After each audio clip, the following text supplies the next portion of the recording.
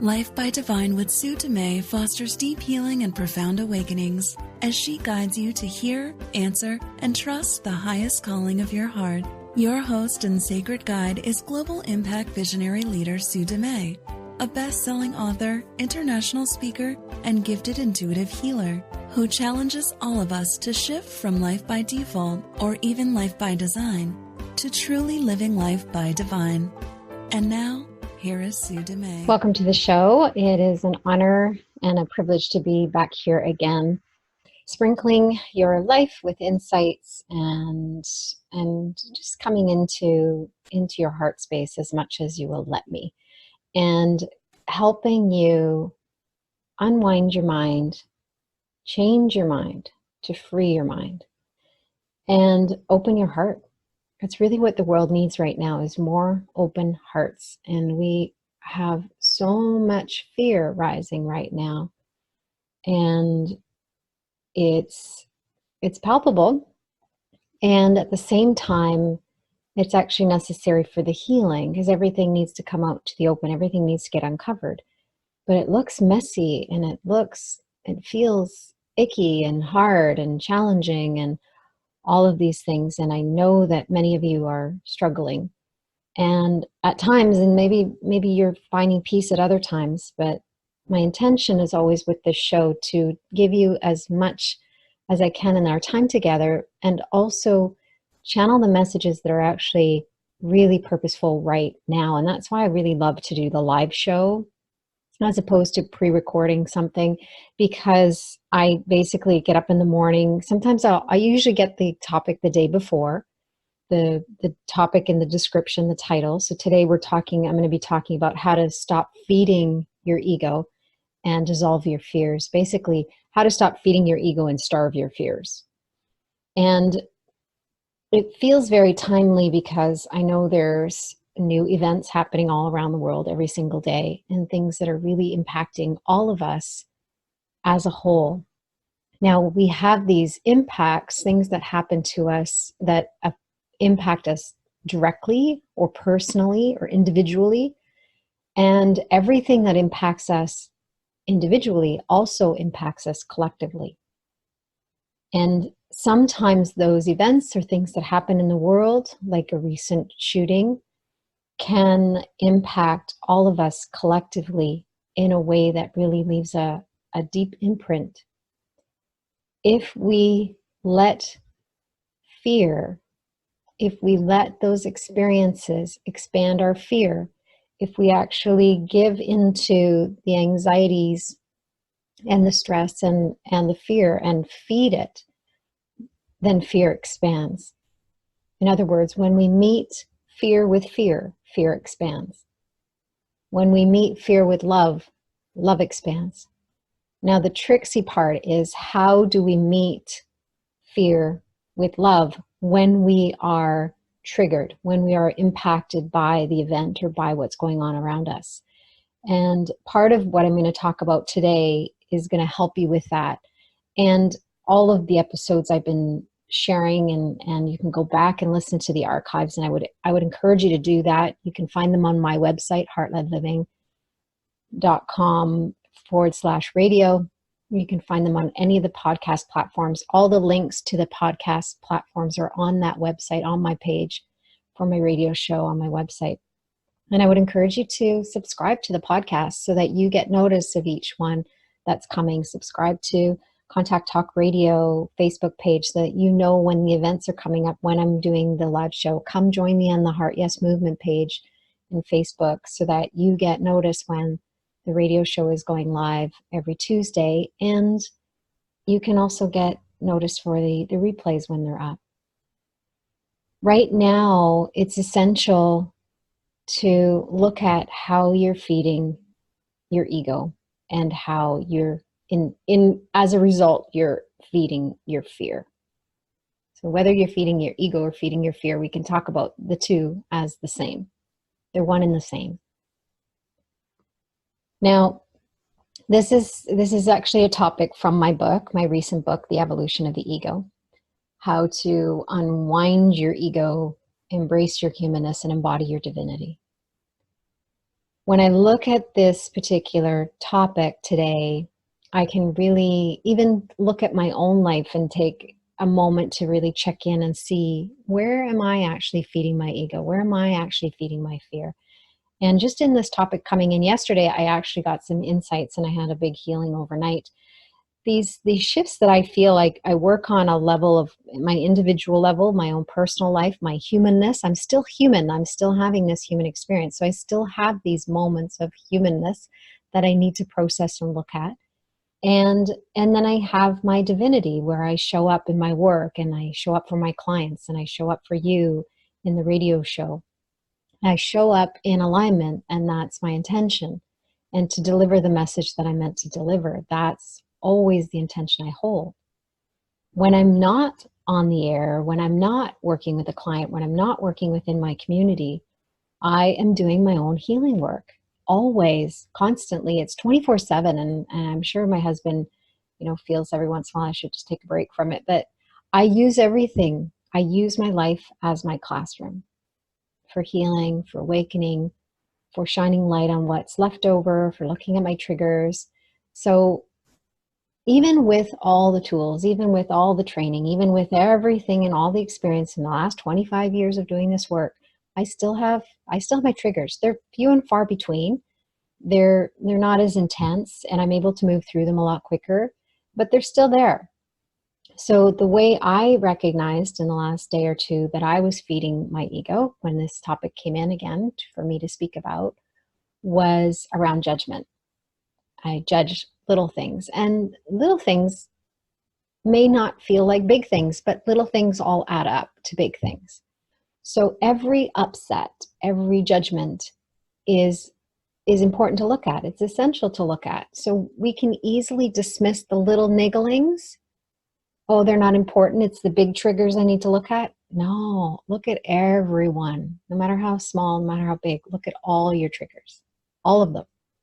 All of them are worthy of looking at, because all of them are actually creating an impact, whether you realize it or not.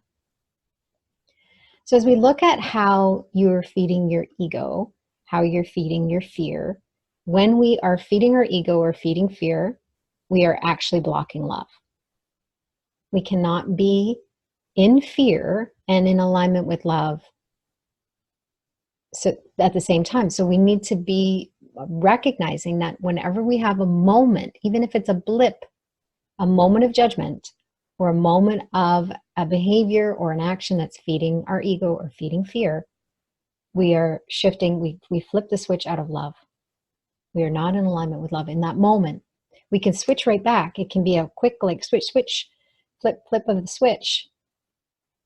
And I want you to become more aware of where you're flipping the switch and where you feel stuck. Where is fear still embedded in your mind? Where is fear still influencing your decisions? Where is fear hidden in your blind spots? And you'll feel it. You'll know there'll be signs. But if you're aware of those signs, then you'll actually be able to do something with them. If you're blind to those signs, or you're not willing to look at those signs, or you're not willing to practice present moment awareness, then you're going to miss a lot of them. So today is about creating awareness and giving you some ideas and tools of how, some common ways that we actually feed our ego. So I'm going to go through 10 different ones.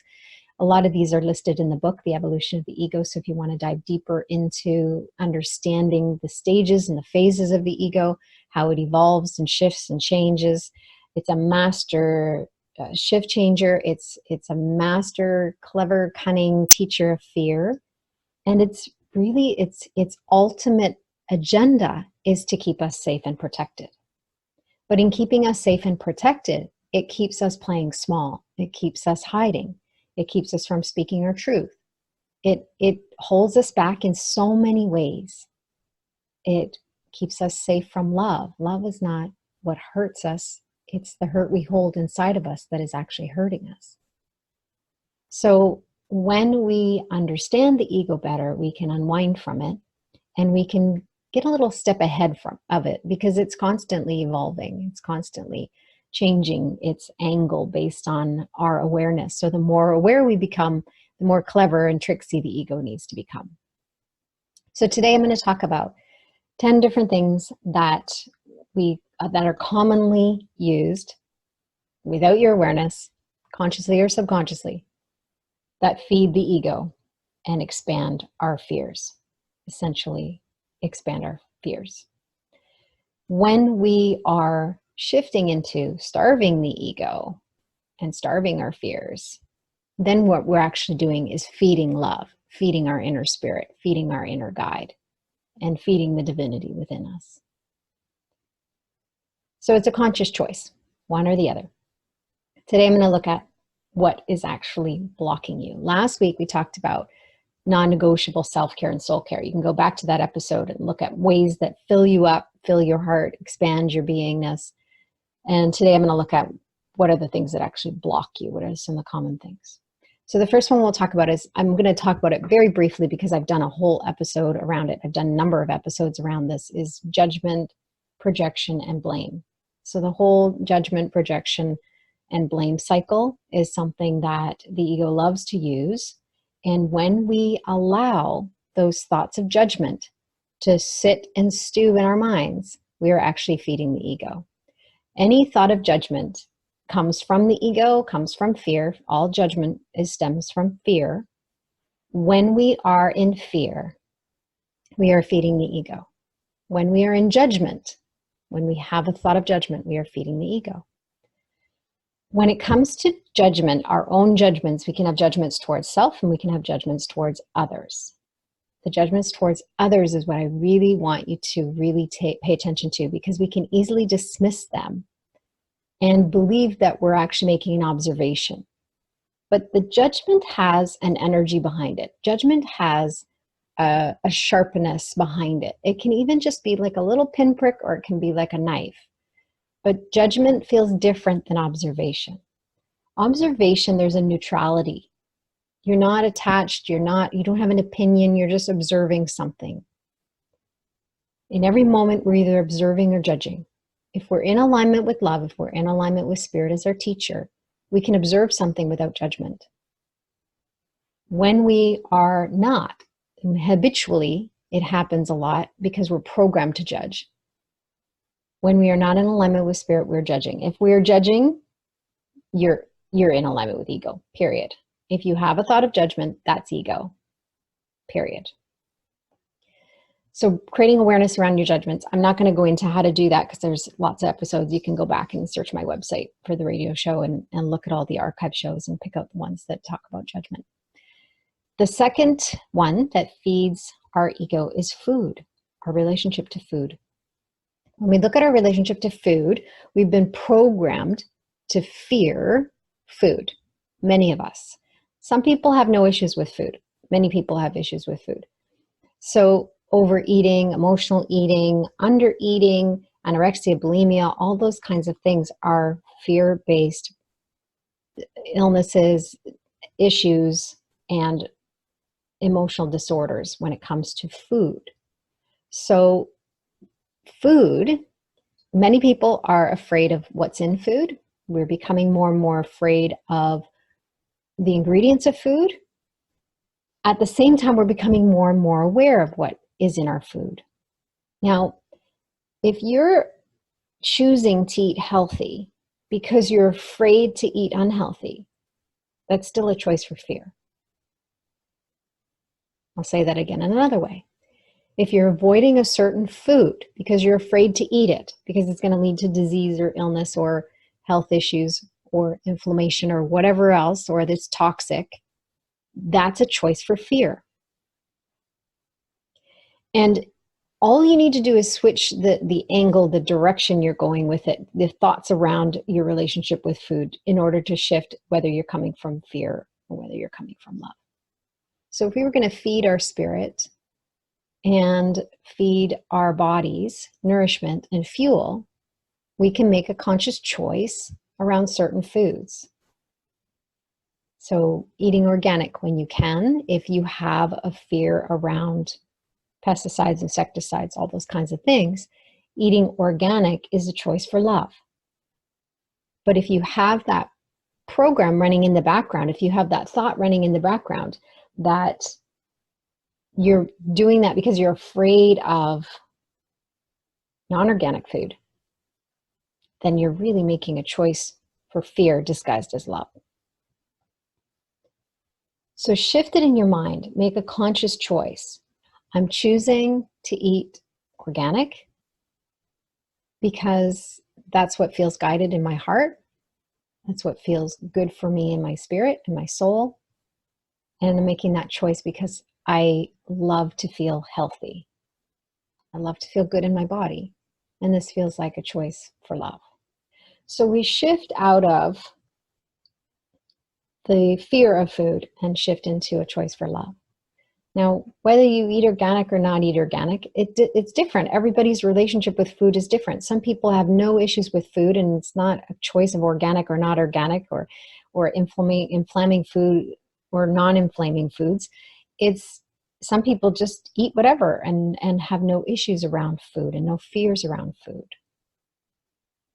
It's important to look at what are your fears around food. When you make a choice, whether it's healthy or unhealthy, is there any fear anywhere in the picture? Is there any judgment or any programming that you need to look at in your mind? Any thoughts or beliefs that you need to change? The third one is alcohol, and that's similar to food. People have different relationships with alcohol. I've never had a healthy relationship with alcohol, so I choose not to drink. I don't drink anymore. I haven't drank since 2011 or something like that was the last drink I took of alcohol, and it feels really good for me to make that choice.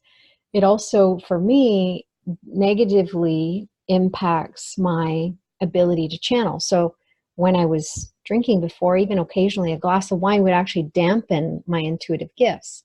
It would kind of numb them down a little bit. So I chose at that point, for health reasons and just a choice for love, to stop drinking alcohol altogether.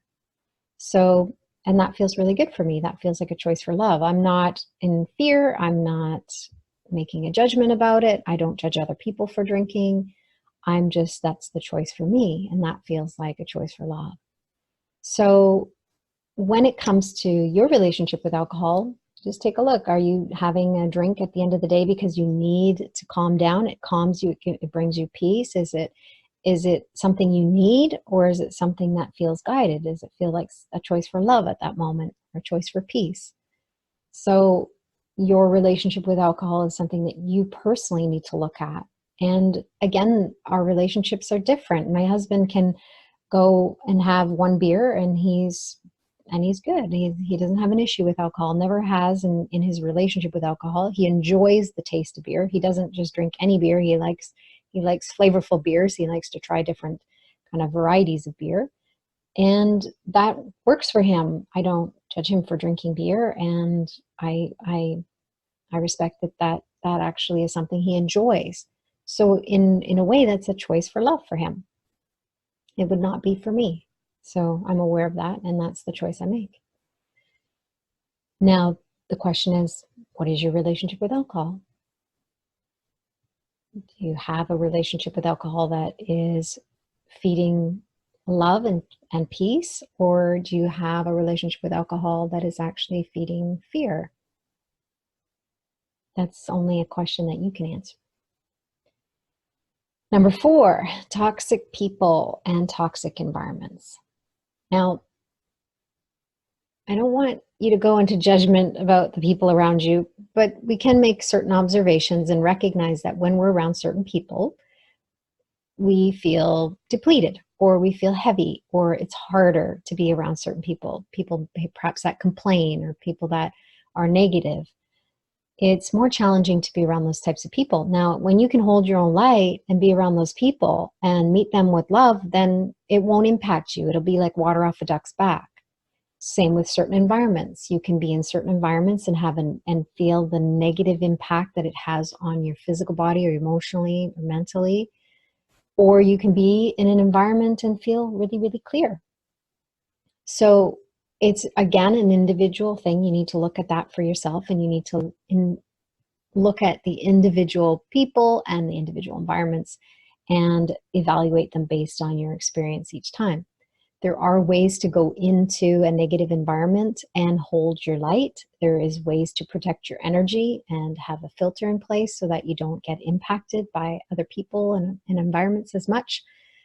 In the meantime, if those kinds of things are sensitive, if you're sensitive in those places, then you may need to make a choice for peace and avoid them. You may need to make a choice for peace and make a choice for love and set up some form of ritual that helps you in those certain circumstances.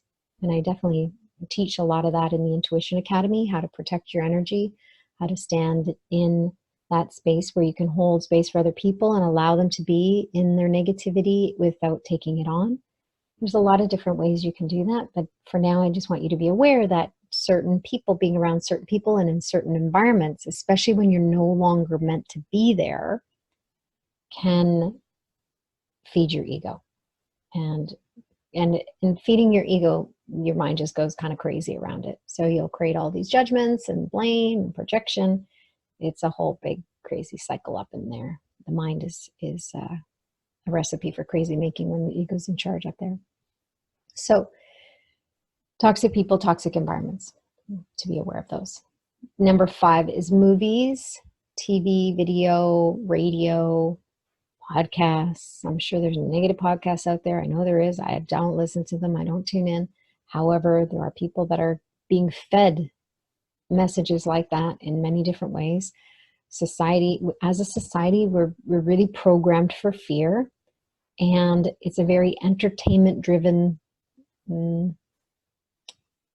People are very entertainment driven, which means that a lot of times negative impact, negative influence, a negative storyline, that sort of thing will actually attract people and they'll get caught up in it. So what you're watching will influence how you feel and will influence whether your ego is getting a little bit more inflated and a little bit more large and in charge and fear is kind of expanding, or whether you're actually starving your ego and feeding your spirit. So when I sit down to watch a movie or even videos, I don't watch every video that comes across, my screen. And I'm very attuned. I tune in. Am I guided? Am I not guided? Is this purposeful? Is it not purposeful? Am I meant to? Am I not meant to?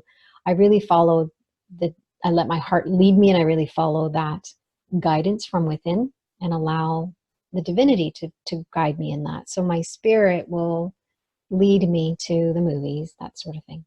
And when I sit down to watch a movie, I always ask for spirit to sit beside me as opposed to ego. So ego is your teacher of fear, spirit is your teacher of love. That's the names I've created. You can change the names if you need to, but that works for me. So when I watch a movie, I sit down with spirit. I ask spirit, sit down beside me. Let me see this through your eyes and let me use this for my healing. So if I'm watching a movie and I feel really sad, I let myself feel the sadness and the grief wash up. If I'm watching a movie and I feel kind of irritated and angry, I look at the irritation and anger and I look at the trigger. What's behind that? Because a lot of times what's happening in the present moment isn't really what's happening. It's usually something that is bumping up against some of our leftovers. So it's important to look at that. And movies are a great way to bring up some of our leftovers to the surface to heal. Number 6, social media. Oh, social media. Yeah. So it's amazing to watch how social media has evolved, and it's amazing to watch how it continues to evolve. It's very much ego driven in a lot of ways. And it's very curious to kind of watch different platforms evolve and shift, because I feel the influence of the ego in a lot of ways. And sometimes I feel the influence of love in other platforms. So it really depends. And it's curious because sometimes all of a sudden I'm like, something changed on this platform. Nothing changed physically, but something changed energetically. And then I found out recently that one of the platforms was bought out by another social media platform. So I'm like, oh, so that makes sense. It totally made sense that all of a sudden there was this negative influence, this fear-based influence, this ego-based influence that I was sensing, and I couldn't figure out why, what changed, what shifted. Ownership did. Social media is a great tool to connect us. The internet and social media is a great tool to bridge kind of dissolve all geographical boundaries, to unite us, to connect us, to help us feel like we can easily connect with people, like even the technology to do this radio show, and for me being right here in wherever you are, in your living room or on your phone, your computer, for me to kind of jump into your life and share some of my insights and guidance with you is such a gift. And it can connect us, and it doesn't matter where you are. And I recently just found out that my radio show hit the top 100 charts in Ireland, and there was quite a few other, it's like 10 countries now. And it's just mind-boggling to me, like India and South Africa, and how people are actually finding this radio show and this message and sprinkling, their lives with it, and then allowing that ripple effect to reach out. So in some ways, social media is really allowing that to happen with a greater ease, and we can really stand beside each other really quickly. If there's an event that's happening or something that people really need people to stand up for or stand behind, then suddenly there's this rallying together around social media. So it can be used to really feed our spirit and feed love. And I love that part. I love that part of it. So I use it for that reason. At the same time, I can witness how it's actually feeding the ego. And the ways that it does is, if you go onto social media and you're scrolling Facebook or Instagram or any of the other platforms, and you're sitting down with ego, chances are you're going to be in a place of comparison or judgment or fear of judgment. Now, when we are in a place of comparison actually crushes our creativity, for one. It totally disconnects us from love and from our intuitive channel. It blocks our intuitive channel quite well. And it makes us feel like we're not doing enough, we're not good enough, we're not delivering enough, we're not doing it right, whatever it is. When it comes to social media, if you're looking through the lens of fear, chances are you're going to be in judgment. You're going to look at comparing what other people are doing and what you're not doing, and you're going to feel bad about yourself, or kind of feel better about yourself because you're doing more than other people, or feel like you're making a bigger impact. That's the spiritual ego. Any kind of superior, inferior kind of level thinking is the spiritual ego. So social media is like a buffet. It's a buffet, all you can eat buffet for the ego. And it feeds fear like in an instant. It can feed fear and expand it to a great level. Now, if you actually choose to use it for your healing, to use it as a classroom for healing, you can actually scroll through and feel into, when am I feeling triggered? How am I feeling triggered? And use that to look at how social media is bumping up against your leftovers or your beliefs or your inadequacies, and use it for your healing. In that case, you're actually making a choice for love, because you're using it as a way to shine light on what needs to heal. Shine light on those hidden thoughts and beliefs you have about yourself and about others and about life. So it's up to you how you approach it, how you will experience it. And if you're in a place where you're just scrolling mindlessly and wasting a lot of time and energy, and then later on you judge yourself for wasting so much time and energy, and you don't actually have time to do what you were actually guided to do that day, then it's a time waster, and it kind of pulls you out of alignment very easily that way. So it can be a big distraction. It can distract you from actually feeling and sensing and knowing what you're meant to be doing, feeling the feelings that are rising up, so we can use it as a way to numb ourselves out. It can become an addiction. There's a lot of different ways that social media can negatively impact us. And I use the word negatively and positively because we teach, I'm teaching in a world of duality. So we have to understand the duality. It is still judgment. Judging something as negative is the judgment. However, I can observe something having a negative impact on me or other people without the energy of judgment behind it. It can be an observation. and I can feel neutral about it, and then make a conscious choice for love. So I'm just teaching you a little bit about kind of backtracking a little bit around languaging and how that impacts us. So I'm going to take a short commercial break here in a moment. And so far we've talked about judgment, blame, projection. Number 2 was food. Number 3 was alcohol. Number 4 was toxic people, toxic environments. Number 5 was music, videos, TV, radio, all those kinds of things, podcasts. Number 6 was social media. These are different ways that we can feed our ego and expand fear. And when we're doing that, we're kind of starving our spirit because we're so focused on feeding the ego.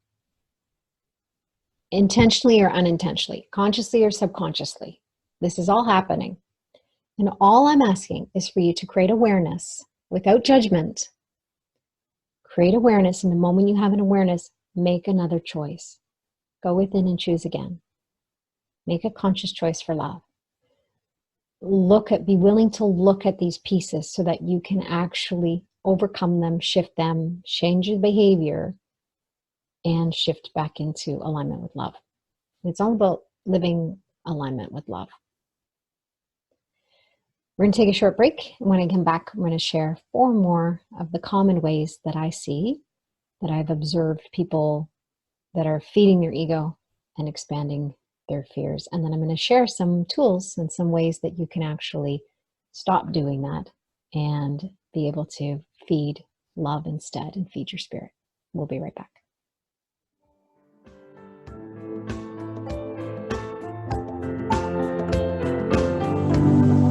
The Heart-Led Living Intuition Academy with Sue Dumais is a unique unschooling experience designed to unwind, clear, and align your intuitive channel. And the doors are open for you now. Experience unwavering faith and deep trust in your intuition as you strengthen your connection to Source, allowing you to walk through every moment with more peace, confidence, clarity, and certainty. Experience this deep personal transformation with Sue's guidance, including the option to share what you learn as a certified intuitive coach. This is your time to unwind and reprogram your mind, to rebuild your foundation and realign with your intuitive heart. Enrollment is now open. Apply today at heartledliving.com/Intuition Academy. Again, that's heartledliving.com/Intuition Academy.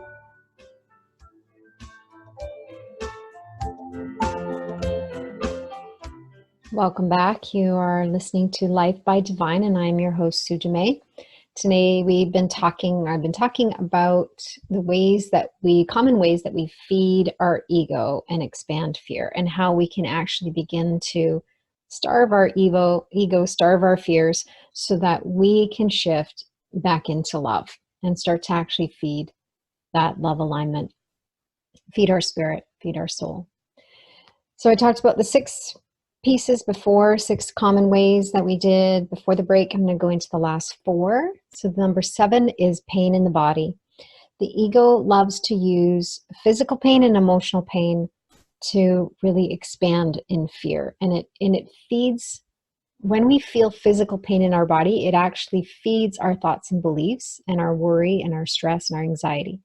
When we are in that common kind of hamster wheel of fear and worry in our minds, it's the perfect recipe for feeding the ego. When you look at pain in the body, we've been taught that pain is to be avoided, pain is to be numbed out, pain is to be taken care of by a pill or some kind of thing, a glass of alcohol, whatever it is. When we are in pain, we are programmed to avoid it. That is our programming. That is something, it's a learned behavior, and we can actually change that programming and learn how to approach pain differently. And that's what I teach. And that's what I encourage, is to look at pain differently, to look at all of our beliefs about pain, offer them over, forgive them all over, and be wide open to experience pain differently. When it comes to emotional pain, a lot of times the emotions are just needing to be expressed and released. When we can actually give space to those emotions, the density of the emotion clears, and the density in the body will clear along with it. So a lot of times the emotional density creates a physical pain in the body. There's often a physical reaction or physical response in the body to our mental and emotional state. If we have a subconscious belief and we have an emotion connected to that subconscious belief or thought or memory, then that emotion can be held in the physical body, and it will have a physical response or physical expression in the body. The ways I like to use pain is to recognize it as a signal. It's a warning signal, a flag. It's a friend kind of pointing to what you need to heal. And I often go through the body to heal the mind. I often go through the body to identify where the emotions or where the energy is being held and how it needs to be released. And if there's any level of understanding that needs to happen at the mind, then that's given as well. So when we go through the body and explore it in a different way, even taking the label of pain off of it, we can actually use it to follow it back and trace it back to the root of the physical pain or discomfort. Because really the body is just signaling us and letting us know that something is not in harmony. There is some kind of discord, and you need to look at the discord. The challenges with pain is a lot of times it's not just one thing. The pain tends to become a bit of a rat's nest. So one feeds into the next thing to the next thing. So it's a little bit of an unraveling, unwinding, and a clearing when it comes to moving pain out of the body and shifting it. When we shine light on it, it's not always simple, although sometimes it is. A lot of times we're feeling physical pain in our body and we just need to address one situation or one belief or one thought about a situation and it clears. I've had experiences with that personally, and as well as with my clients. The moment they have the key to what that pain was connected to, the pain dissolves and disappears. I had one client who had hip pain for years, like over 50 years. And when I did a session with her and we got to the root of it and she actually got the level of understanding that she needed at the mind, the pain disappeared and it was gone. She just didn't have an experience of it anymore. So when we actually get the message that the pain is trying to tell us or teach us, then it can actually dissolve instantly. The pain can disappear in an instant. When we kind of have layers, we kind of peel back the layers and we have an understanding of that layer, and then another layer rises, and then we have to clear that layer, and another layer rises and clear that layer. Then it's a little bit of an unraveling and a little bit of an unwinding in the physical body that occurs on all levels: physically, mentally, emotionally, spiritually, and energetically. We need to look at all 5 bodies or more, and other areas too, in order to really truly unwind the body, because there's a lot that influences the physical body. So the first piece around pain in the body is just to start to look at pain differently and to recognize that you're taught to avoid it, to numb it out, to take a pill for it, to get rid of it. Meanwhile, the expression of it is actually the body tapping on your shoulder to try and get your attention. And if you numb it out by taking a pill, then the body's going to have to scream or get louder or take another angle to try and get your attention, because the body wants to come back into harmony. That's how it's designed. It wants to be in harmony. And when there's a disharmony, it's going to let you know. And if you pay attention, you'll be able to clear those pieces quickly. So for me right now, I used to have a lot of pain in my body. I don't anymore. A lot of things that used to kind of really take me down don't take me down anymore. If I feel something going on in my body, I pay attention to it right away, or do my best to pay attention to it right away, within a couple hours anyways. And it's usually cleared right away. Certain things, if I do something physically and I tweak my body in a certain way, then I'm usually guided to who I'm meant to see, a practitioner, someone that's meant to help me. And I follow that guidance, and usually it clears pretty quickly compared to what it used to do. I used to be in a lot of pain. I used to have a lot of physical pain, a lot. I endured a lot of pain, but I thought that's just what people do. That's just what we have to do. And that's just not true. So changing your relationship to pain, and I'm talking about even chronic pain. I've worked with people with chronic pain, and if you get to the right root of it, if you get right in underneath it and you clear it, your experience of the pain will shift and change. Every time. It's happened every time. The challenge is when we're actually addicted to pain, which brings me to the next topic, health issues. Number 8 is health issues. Health issues can be a disease or illness, sickness. It can be a physical ailment of chronic pain, that sort of thing.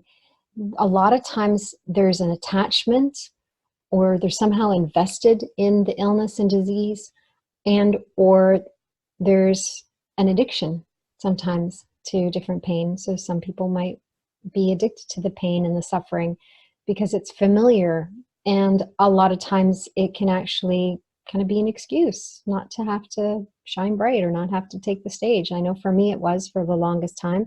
I felt that the pain was just a part of me, and who am I without pain? Who am I without suffering? It was very familiar. It was like a good friend. And to finally unravel from that relationship with pain, it felt a little bit like a breakup. I was breaking up with pain and suffering because it had been such a friend for so long. And when I finally unwound from that, I recognized my relationship with pain and suffering was not what I needed to have anymore, and I shifted it. And that's when my experience of my body shifted a lot too. So health issues, again, are just signals, the body telling you something is not in harmony. And it could be that you're guided to eat a certain way and you're not listening. And it's not because you have to be afraid of food. It's just like you're not listening to the guidance. You're not listening to what your body is asking for. You're not listening to your heart and letting your heart lead you in those decisions. So heart-led living is about making that conscious choice to follow your heart and lead with your heart. Let your heart take the driver's seat and let your head take the passenger seat, so that it's actually, you're leading with love. You're not leading with fear. So in the choices around food, when it comes to illness and certain things like that, there's certain things you'll need to do in order to unwind from that illness and to heal it.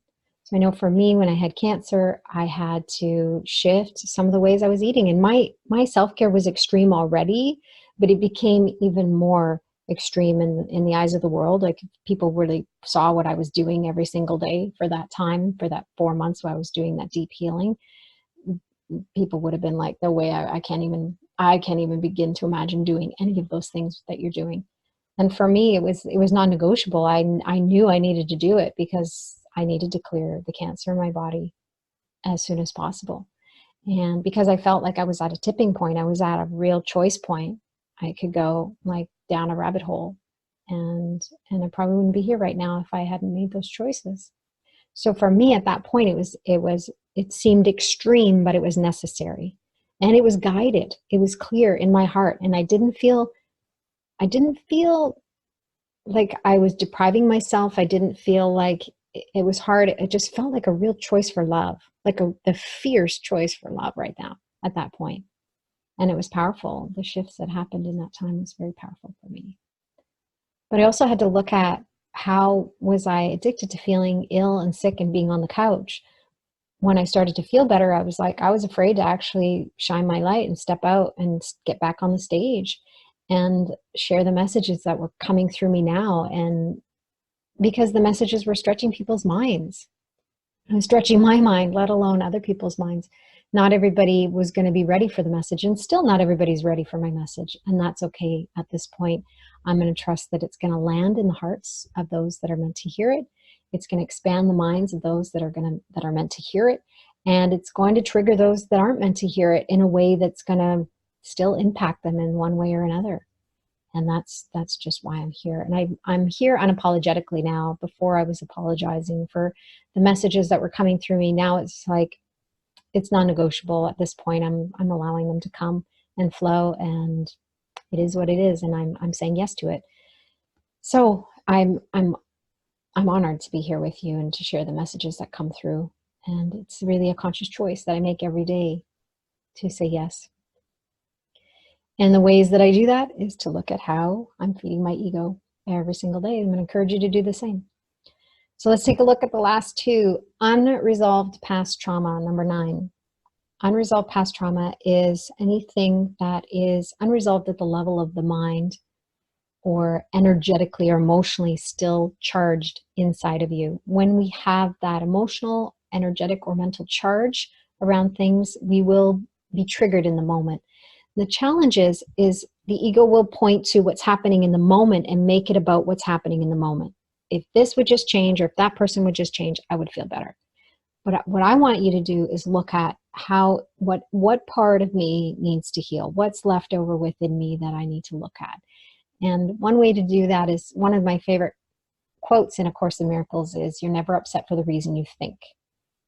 You're never upset for the reason you think. So if you're upset in the moment, if you actually try on, what if I'm not upset for the reason I think? If you just try that on, it creates an opening in the mind, and it takes the ammunition or the fuel away from the ego. And it allows you to try on another perspective and to look in a different direction and to feel and to experience perhaps the root of the upset, which is usually rooted in the past experience.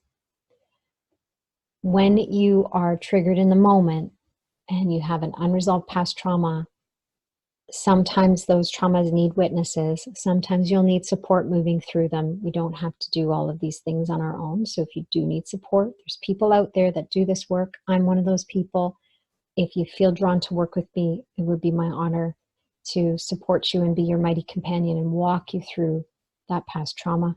Part of my gift is to be able to go into those deep, dark, dense feelings and emotions and experiences and walk you in there, shine light on what you need to see and feel and know, and then bring you back out.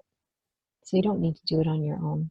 And follow your heart, trust your intuition. It'll lead you to the practitioners, the people, the healers, the communities, whatever it is you need, your heart will lead you there. Number 10 is our stories, how we tell the story, the version of the story we tell. The ego would love to tell a story of what happened based on fear, and you can be pulled down into a wormhole quite easily that way. How we view what's happening in our lives, if we look through the lens of fear, then we will have a story based on fear. If we're looking through the lens of love and observation and letting spirit kind of show us, shine light on what we need to see, then we can actually look through the lens of love and have a different experience and a different version of the story. I tend to try and encourage people not to hang on to any stories, but in the beginning we may need to shift from a negative way or a fear-based way of telling the story to a love-based way of telling the story, a love-based perspective or version, and then ultimately, in the end, just letting go of the story altogether. And just trusting that everything that's happening, everything that's on your path is purposeful. One way or another, it's purposeful. And you may or may not understand the meaning or the purpose in the moment. Sometimes we'll get things in hindsight. But walking with blind faith and deep trust that if it's on your path, it's purposeful. It's for your healing. It's for the healing of the whole of humanity. And when we can trust that and come from that place, then we don't need the stories. We don't need the stories anymore. So those are the 10 things, the common ways that I see that people feed the ego, and ways that we can actually stop feeding the ego and starving the fear is to actually practice awareness. Is the key, is like the first key is becoming aware. If you're not aware of something, you can't change it. If you're blind to something, it's going to keep continuing to influence you. So awareness is the first key. The other practice I like to use is forgiveness. And forgiveness is not the traditional forgiveness, although it is helpful in these cases, especially in past trauma and things that are left over from previous experiences. Forgiveness in the way that I teach it is how it's taught in the Course in Miracles as well, is the act of forgiving it over. Forgiving it over to spirit for another perspective, forgiving over your story, your beliefs, your thoughts about it, the way you're looking at things, everything around it is just, you can forgive everything. You can forgive your judgments, you can forgive your upset feelings. Forgiveness is the act of forgiving it over, not to get rid of it and say, oh, here, take this and take it away from me. Forgiveness is an awareness. This is something that's interfering with my peace. This is something that's feeding my fear, and I no longer wish to do that. I offer it over to you. I forgive it over to you. Guide me, show me, lead me. It's an important piece. It's not just give it over and take off and let it go.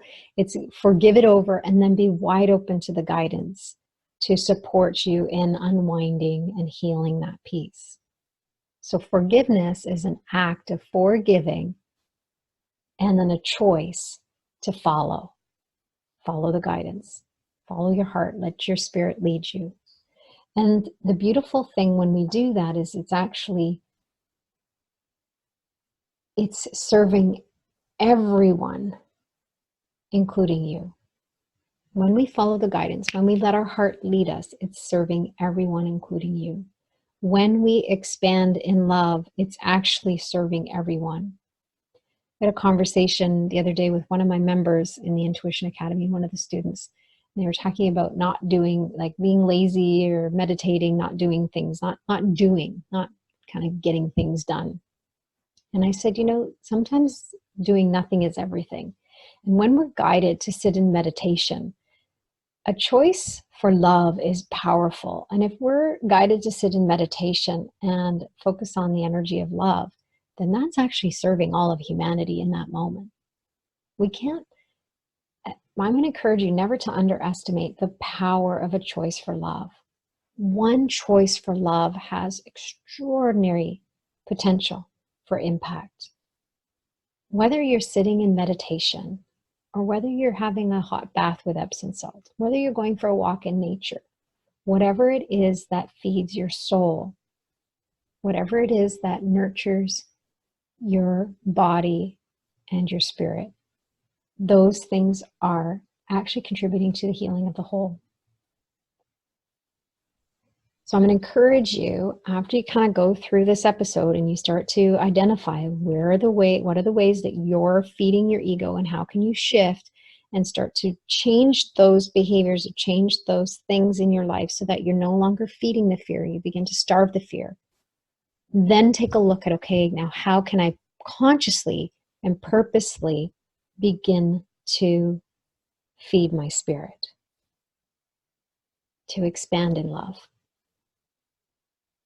So it's one, identify, awareness, practice forgiveness, and then what is the inspired action? What is going to allow you to shift from fear to love? What are the thoughts? What are the beliefs that you can change in the mind that can allow you to shift from fear to love?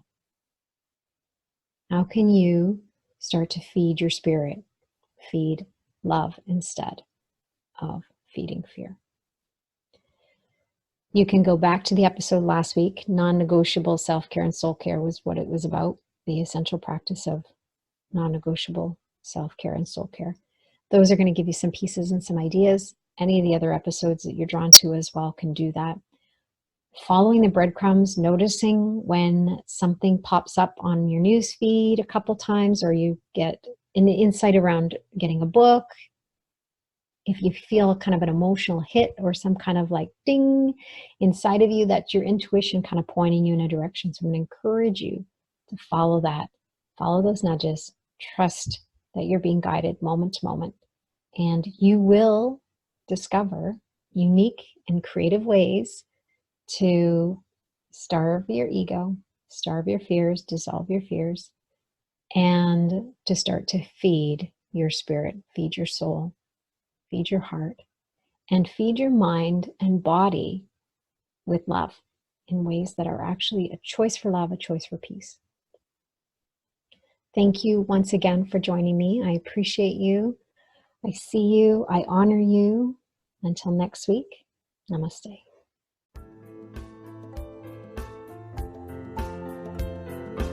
You've been listening to Life by Divine with your host, Sue Dumais. Shift your consciousness from head to heart and enliven your soul as you discover how to lead with your heart and live your own life by divine. Join Sue in the growing global Heart-Led Living community at heartledliving.com. That is heart, L-E-D, living.com.